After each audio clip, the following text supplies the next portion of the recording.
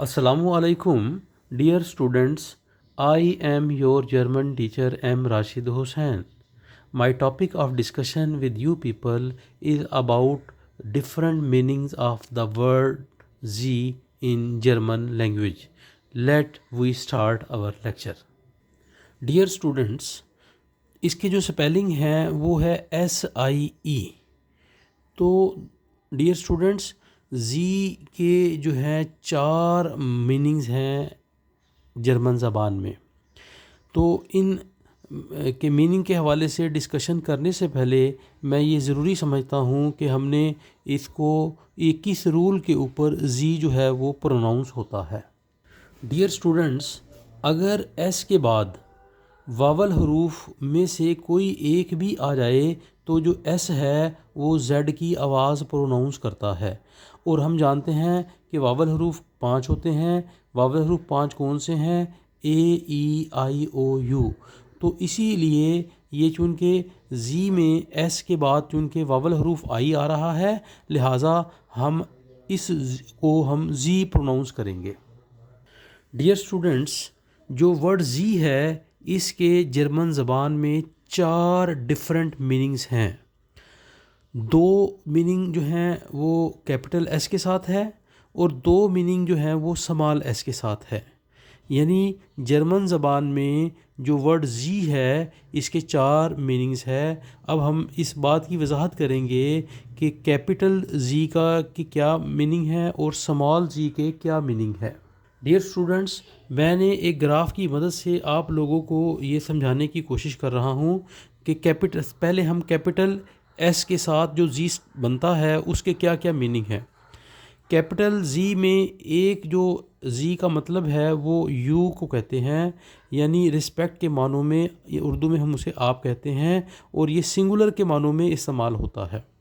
जबकि capital G का एक दूसरा मीनिंग जो है वो इसकी प्लूरल फॉर्म है, यानी इसमें ये सिंगुलर फॉर्म है और ये प्लूरल फॉर्म है। दोस्तों, जो स्मॉल जी है ये इसके 2 डिफरेंट मीनिंग्स हैं। एक जी का मतलब जो है वो शी के लिए इस्तेमाल होता है, यानी वो एक औरत, यानी जी जो है वो सिंगुलर के लिए भी इस्तेमाल होता है। सिंगुलर कौन सा? शी के लिए। जबकि इसी तरह जो दूसरा स्मॉल जी है उसका मतलब होता है दे, यानी वो सब, और ये प्लूरल फॉर्म के लिए इस्तेमाल होता है। डियर स्टूडेंट्स, अब हम जो जी के जो मुख्तलिफ मतलब हैं, मुख्तलिफ मीनिंग्स हैं, उनको हम कुछ एग्जांपल्स की मदद से समझने की कोशिश करते हैं। पहला सेंटेंस है हैर कासम वो वोनन जी।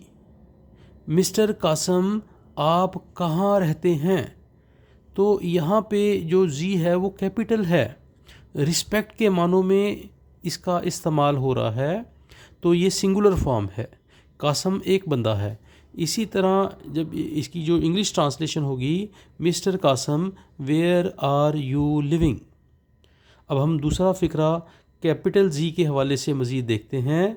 हैर उंड फ्राओ मुलर वो वोनन जी। मिस्टर और मिसेस मुलर आप दोनों कहाँ रहते हैं?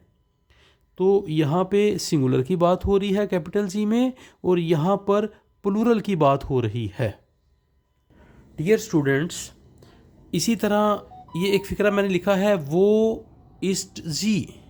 यहाँ पे जी स्मॉल है, तो अब ये यहाँ पर शी के मानों में इस्तेमाल हो रहा है जर्मन ज़बान में कि वो औरत कहाँ है, वेयर इज़ शी। इसी तरह ये चौथा सेंटेंस है वो जिंड जी। अब यहाँ पर जी जो है वो प्लूरल फॉर्म में इस्तेमाल हो रहा है, यानी वो सब कहाँ हैं, वेयर आर दे। तो ये इन 4 एग्जांपल्स की मदद से मैंने चारों जो डिफरेंट मीनिंग्स हैं जी के वो आप लोगों को समझाने की कोशिश की है। डियर स्टूडेंट्स, मैंने आप लोगों को जो है ग्राफ की मदद से जर्मन वर्ड जी के मुख्तलिफ मीनिंग को समझाने की कोशिश की है। अब हम इसके हवाले से एक समरी कंक्लूजन देखते हैं। तो समरी कंक्लूजन क्या है? सबसे पहले ये है कि जो कैपिटल जी है, ये इसका मतलब जो है एक जो है यू है, और ये रिस्पेक्ट के मानों में आप के लिए इस्तेमाल होता है, और ये सिंगुलर के लिए इस्तेमाल होता है कैपिटल जी। फिर कैपिटल जी का दूसरा मतलब भी यू है, लेकिन ये जो है प्लूरल के लिए इस्तेमाल होता है, यानी एक से ज़्यादा हों। इस जो है जी का ये दूसरा मतलब है।